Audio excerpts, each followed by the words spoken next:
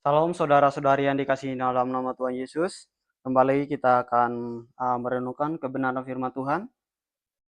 Kita akan belajar bersama-sama dari uh, Yeremia ini. Namun sebelum itu, mari kita masuk dalam doa. Kita berdoa, Tuhan kami bersyukur atas kebaikan-Mu. Tuhan sudah menuntun kami. Kami berkumpul untuk bersama-sama merenungkan kebenaran firman Tuhan. Kami akan melihat dari Yeremia dan panggilan Tuhan kepada Yeremia. Terima kasih Tuhan, kami serahkan ibadah ini ke dalam tangan Tuhan. Amin. Mari kita membuka Alkitab kita yang terambil dari Yeremia pasal 1 ayat yang keempat sampai ayat yang ke-8. Saya mengambil tema yaitu panggilan ilahi meliputi keterbatasan manusia, atau panggilan Tuhan akan meliputi keterbatasan manusia.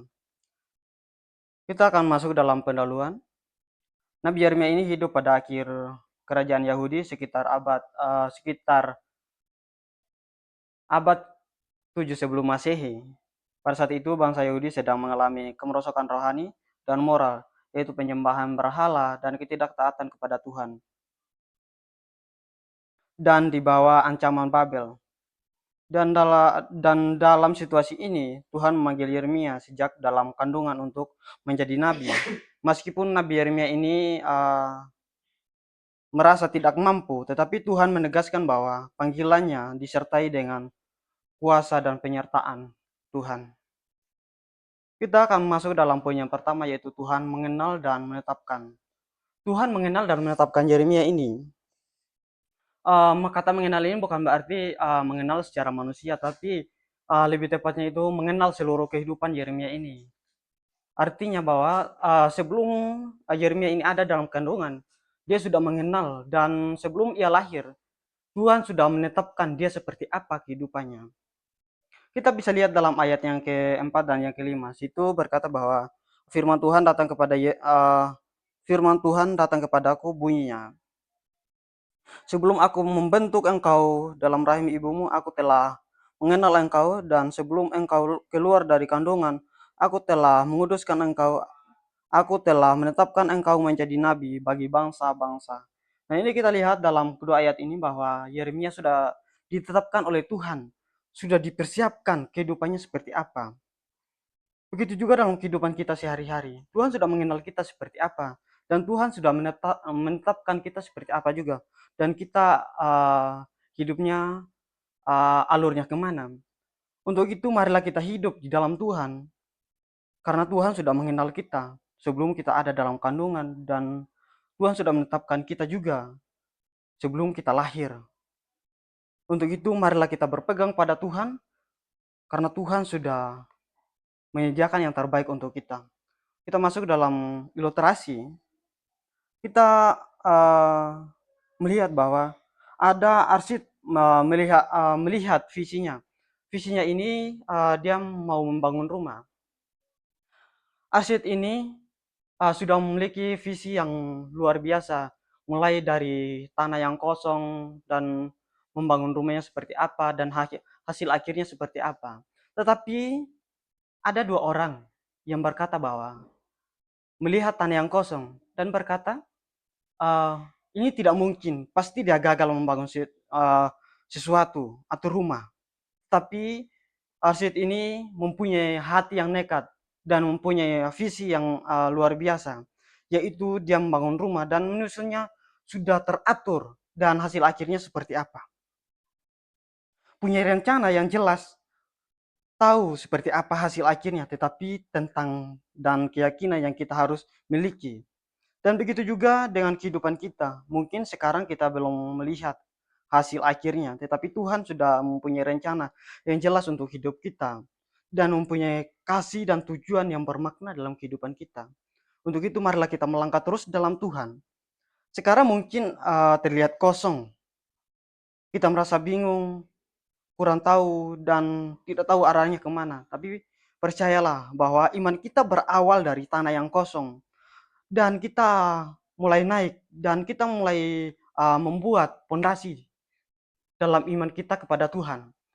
Karena pondasilah awal iman kita untuk terus kuat di dalam Tuhan. Proses dimulai, Tuhan mulai bekerja, kita belajar, dibentuk dalam membuat pondasi kepada Tuhan, banyak hal yang kita pelajari dan banyak hal yang Tuhan bentuk dalam kehidupan kita. Untuk itu, jika kita mengalami masalah hari ini, belajarlah bahwa Tuhan sedang membentuk kita dan kita sedang membangun pondasi untuk kita semakin kuat di dalam Tuhan. Jangan tidak jalan tidak selalu lurus. Banyak tantangan, hambatan, dan proses pembentukan. Dalam kehidupan kita banyak sekali tantangan yang kita alami. Namun, rencana Tuhan tidak pernah salah dalam kehidupan kita. Untuk itu tetaplah berpegang teguh pada firman Tuhan. Tuhan selesaikan dengan indah rencananya yang sempurna pada waktunya. Jika hari ini mungkin doamu belum dijawab oleh Tuhan, mungkin yang kau inginkan tidak sesuai dengan harapan, percayalah bahwa rencana Tuhan indah pada waktunya. Mungkin doamu tidak dijawab, tapi Tuhan sedang mempersiapkan yang terbaik untuk hidup kita. Kita akan masuk dalam poin yang kedua, yaitu manusia fokus pada keterbatasan. Yeremia ini berfokus kepada keterbatasan. Kita akan lihat dalam ayat yang ke-6. Situ berkata bahwa, maka aku menjawab, Tuhan Allah, sesungguhnya aku tidak pandai berbicara sebab aku ini masih muda. Nah, kita lihat ayat yang ke-6 ini bahwa Yeremia ini berfokus kepada keterbatasannya. Bahwa dia tidak pandai berbicara, dia tidak mempunyai kepercayaan diri untuk mengerjakan visi Tuhan. Begitu juga dalam kehidupan kita manusia, seringkali kita berfokus kepada keterbatasan kita, bahwa kita tidak bisa, kita tidak mampu, dan kita tidak mempunyai apa-apa begitu. Untuk itu marilah kita berpegang teguh dan fokus kepada rencana Tuhan dalam kehidupan kita. Kita akan lihat dalam poin yang ketiga, yaitu Tuhan memberi perintah dan penyertaan. Tuhan ini memberikan perintah kepada Yeremia, dan bukan hanya memberikan perintah tapi juga memberikan penyertaan. Walaupun Yeremia ini merasa tidak mampu dan mempunyai keterbatasan, tapi dalam keterbatasan Yeremia ini Tuhan sedang memperlengkapi. Maka dari itu kita akan melihat juga dalam kehidupan kita sehari-hari, kita tidak boleh berfokus kepada dunia, tapi kita harus berfokus pada perintah dan penyertaan Tuhan. Jika Tuhan perintahkan sesuatu dalam kehidupan kita, kita harus percaya dan mengikuti hal itu, karena di dalam keterbatasan kita, Tuhan sedang menyertai Tuhan sedang menyertai dan memberikan jalannya yang sesuai dengan kehendak Tuhan, dan kita harus menjalani apa yang Tuhan sudah rencanakan dalam kehidupan kita. Ada satu siswa di kelas ini sangat pintar sekali, dan suatu hari gurunya